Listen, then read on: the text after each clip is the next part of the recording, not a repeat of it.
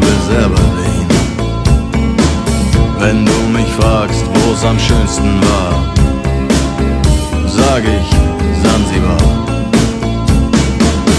Es war eine harte Überfahrt, 10 Wochen nur das Deck geschrubbt, hab die Welt verflucht, in den Wind gespuckt und salziges Wasser geschluckt.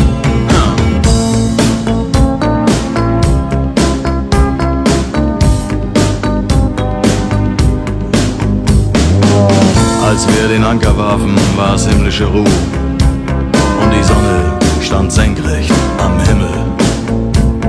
Als ich über die Reling sah, da glaubte ich zu träumen. Da waren 1000 Boote und sie hielten auf uns zu. In den Booten waren Männer und Frauen, ihre Leiber glänzten in der Sonne und sie sangen ein Lied, das kam mir seltsam bekannt vor. Aber so hatte ich's noch nie gehört. So hatte ich's noch nie gehört.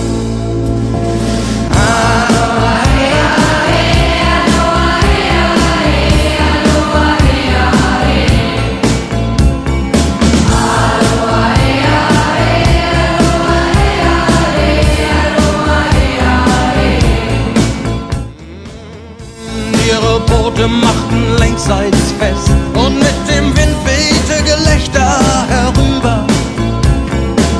Sie nahmen ihre Blumenkränze ab und warfen sie zu uns herüber. Hey, und schon war die Party im Gange. 抖音